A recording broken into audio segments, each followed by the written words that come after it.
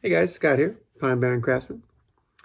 Remember to like, share, subscribe, and make sure the notifications are turned on for your YouTube mobile app and ring the bell or whatever. Make sure you get all the updates from my channel. Um, Today's video, real quick, is about my experience along Route 1, down east, the coast of Maine. It's the major, tourist area that people are, influenced with all these beautiful places to come here, scenic, picturesque lighthouses, and, they have some sandy beaches. Old Orchard Beach, I think, is one. They got one up later in Bar Harbor that I know of, a couple other places. Um, they got like this hard granite and like this eroded rock, locations we went to, and you could find like the craziest snails and, just big boulders that you're stepping on versus like where we're from. In Jersey, you get to the ocean, it's like sand dunes and grasses. And, here you could pop out of a trail on a hike and think you're in the middle of the mountains and the woods, and then you just look out and there's the ocean staring at you. And sometimes you look at a lake, it's big enough, it looks like an ocean or a bay or an inlet or something. It's definitely like a different country in some ways, like this um, heavily eroded and weathered, from different ice ages and stuff. It's different geological, formations. It's pretty neat. It might as well look like Nova Scotia, or some other parts. I went through Halifax as a kid, a cruise ship, and you wake up and you're in this like foggy areas, lighthouses, and buoys dinging bells in the distance. It's pretty cool. So that's kind of how I feel like in Maine. But so everybody knows about like, if you've done any research down east Maine, and I mean, you get through towns like, come right in. You got Kittery, you got, you know, um, Kennebunkport pops up to my mind. It's a cool area, a lot of rich people. So some people like to just look at the nice houses. Some people want to be like around only rich people. So they got like their snooty, snobby like type of people. Golf courses and things. The Bush family, which is cool. They got their little island out there, precariously placed on some rock. It looks like. You go up through Portland, cruising along Route 1, and you start getting to like these different towns. That the reason why I'm kind of glazing through the first couple of places, because those are very popular. Portland is a great city. As we call it a city, to us it's like an overpopulated town from where we're from. But there's a lot to do and see. I haven't really spent a lot of time in Portland, but I hear it's like, the place to go to check out food and, cultural city stuff. But the real interesting stuff that hit me was the little side towns as you're going along Route 1. And every so many miles, you're in another one, and you just look. And you can veer off and go other ways. Like we ended up in a town of Richmond, going towards Hallowell and Gardner and Augusta. That's a little bit off of the Route 1, off of 95. These towns like got the old houses. Everybody's cleaning them up, restoring stuff. Different stages of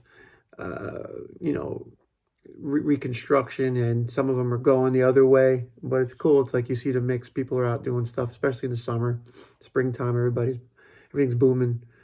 Um, and we took a trip. We took a trip up. We wanted to see all the way up Route 1 until we hit Lubec. And we haven't hit this trip in one day or 1 week or 1 month. Like we did it in different times around the time we've been coming up here. So the first stretch is what I'm hitting at.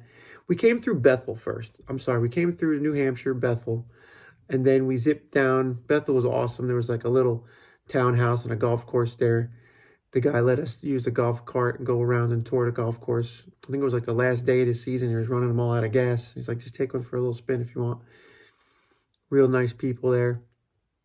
Cozy type of town, especially in the fall. But when we got to Route 1, it was busy, trafficy, depending on the time of day you're traveling.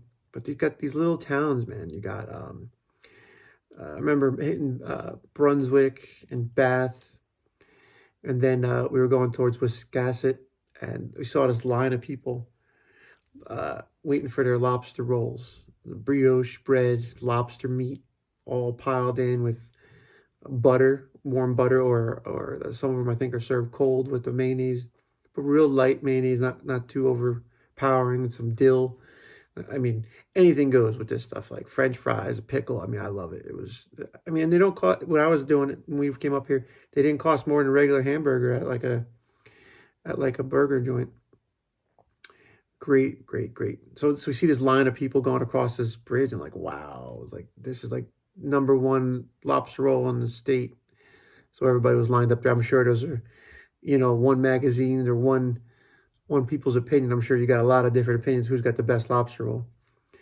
But you're going along and you go through Rockland, Rockport, Lincolnville, and you get to like Camden. Camden's really cool, man. It's got this harbor town. Everything's based around something like either a river or part of the ocean or an inlet. So like things are built, around something scenic, it seems like. And you got these old houses and people are selling stuff in the shops. And it's cool because you see people shopping, even like in the recession, even in like the downturns and stuff. That you still want to get that authentic piece of Maine or somebody's artwork or something. There's like, place you could taste vinegar and oil, like these different tasting places. It's just cool. People come in with their money and their tourism and they want to do stuff that's fun. So they stop in there. Camden, I liked a lot. There's an overlook. I found a fossil on top of the mountain. It was like 1,500 feet. It was like all seashells and stuff in the rock. I was with my buddy and his kids, his family. And there's like a little overlook there. You look down and it looks like a painting. It wasn't even like some crazy time of year. It was just a regular season, summer, spring, fall. I don't remember what it was, but it wasn't like anything, like it wasn't the peak foliage and it was just still beautiful. It's like, looks like a painting. People are out there sailboating and they're just moving. So we went through there. Belfast, another cool place. We found other places along the route that are like more secretive. I think it's like Brooklyn or like Blue Hill. Blue Hill had a cool little area that you could go down to the water. Funny story, I was there with my wife and kid and somebody slipped on the rocks and we didn't know. We see an ambulance show up and somebody's laying in the water. So I realized very quickly that there was like 2 senior older people that were going to go rescue this other older person that was in the water. I didn't know they were in the water for like 20 minutes. So I ran over there and a couple other guys that were on the beach and we all helped out, with the backboard and getting them on the board and bringing them over. And it was tough walking. I mean, I was rolling ankles on every step. So I was happy to be there to help. And I can't imagine I couldn't do it by myself or even with another guy. Like it's tough. So we helped somebody out. So we had like a great story. Hopefully they turned out okay. I think it was like a knee injury. Hopefully they turned out all right. The lady we helped, but it was cool to see everybody pull together and help somebody, put like tinfoil around her, make sure she's covered up. So we had to be at that place at the right time to be there to help to do that. It's just kind of like weird how things work out like that. So we went along another day. We went through like Ellsworth. I'm glancing over like the major cities like Augusta. I've been through Augusta. I've been to Bangor. And they're cool for their own right. They got food and things to do and shops and stuff, box stores. But staying on like the Route 1 idea, you get over to Ellsworth. And then you got to go down towards Ellsworth's a cool town. It's like up and coming. I wonder how it's going to look in the next 20 years. Like if it's going to keep booming, like where it's kind of similar to like where we're from. Seems like there's a lot of people growing in that area. Houses are, go for sale for a little bit more and they're going quick. It's hard to get houses. There's a lab that moved in there. I forgot the name of it. They got like, I think they grow mice. I guess mice for testing, I guess. I don't know. But they do other things there. But then you're into like Bar Harbor, and the island, you have Seal Cove and these different places. You got the cruise ships, the whale watching.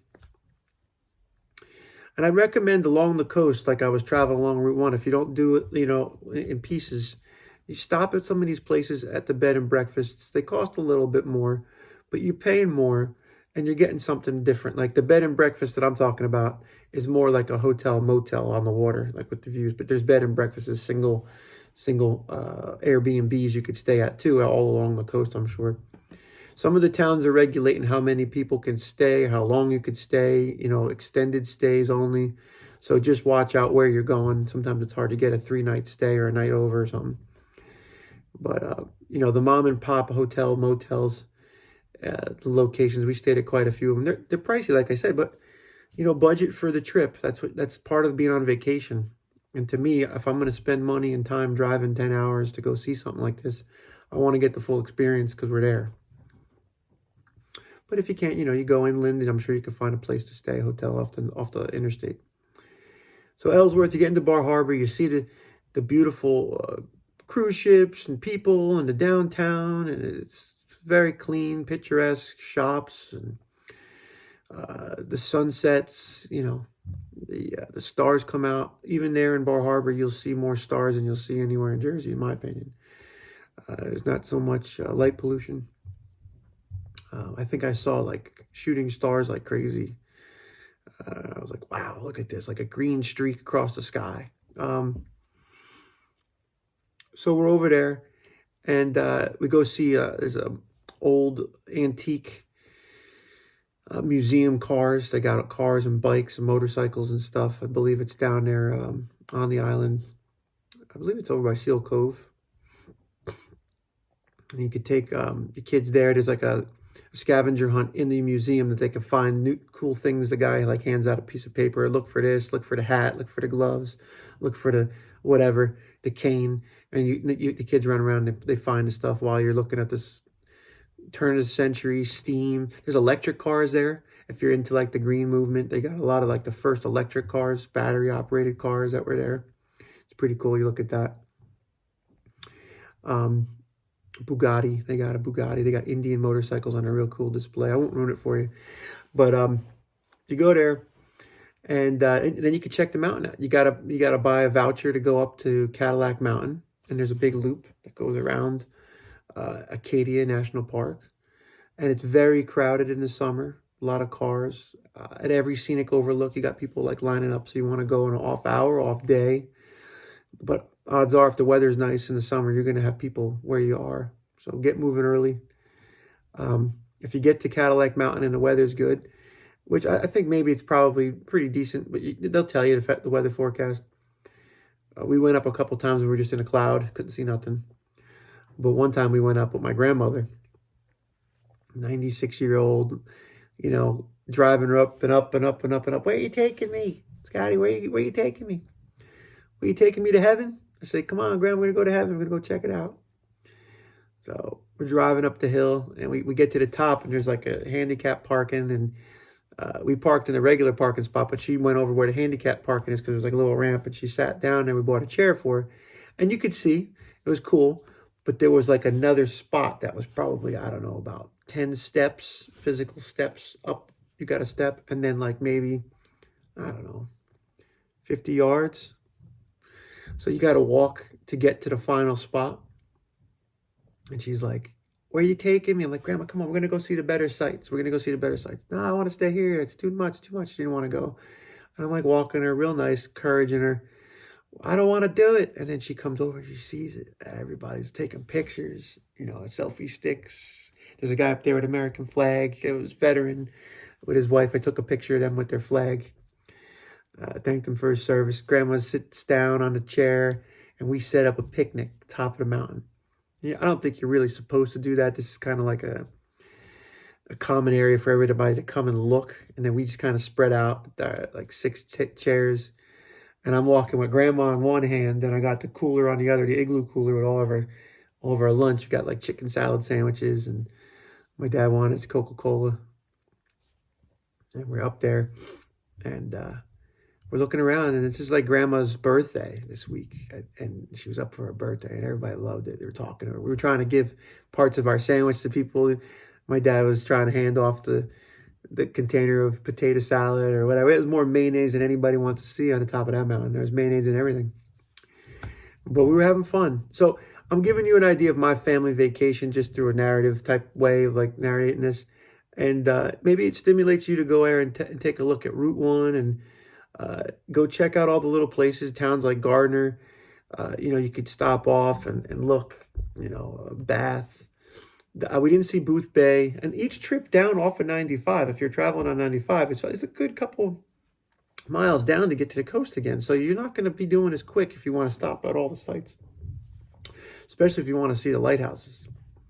I think there's like a cruise you can go see the lighthouses, but in my opinion, you want to stand on the patios or on the decks of these lighthouses and get up on them and experience the trails to them to really get a window into like how people lived back then and those were necessities, right? So you can see what you're doing. So they had to be built. These are part of our infrastructure along the coast. And given the respect to the fishermen and the lobstermen and everybody along the coast, I think there's so many different types of mom and pop fisheries, and you even have like people doing like battleship building out there, and there's like fish farms.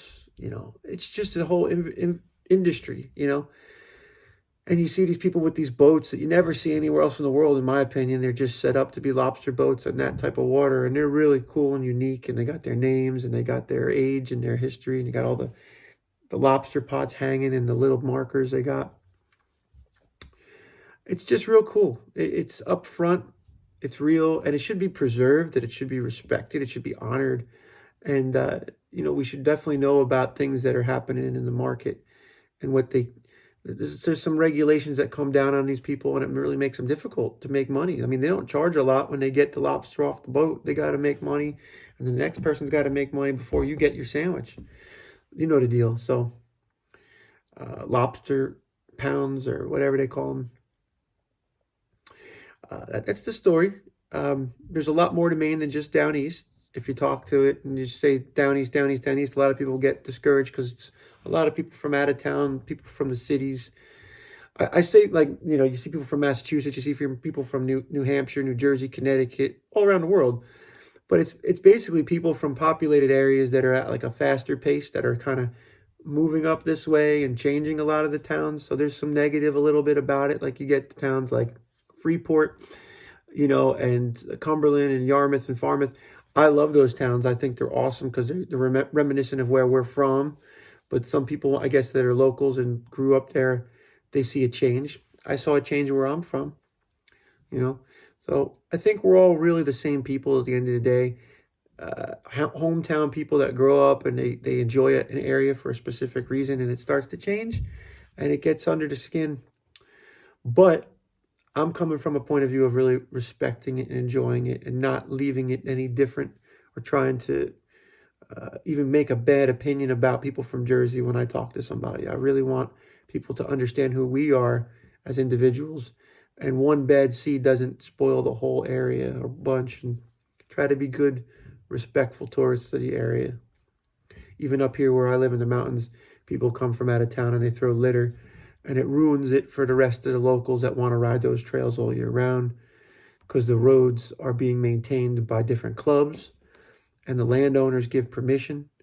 So it's the same thing along the coast, I'm sure. Just be respectful wherever you are. Treat people like you want to be treated, like you're in their house, even if you're walking down the street.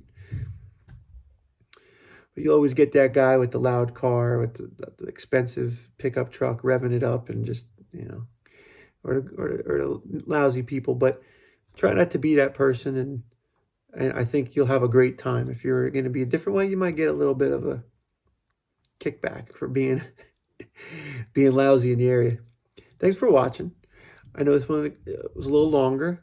I hope I really wrapped up inside what's in my heart about this area. And, please like, share, subscribe, and turn on notifications for the channel.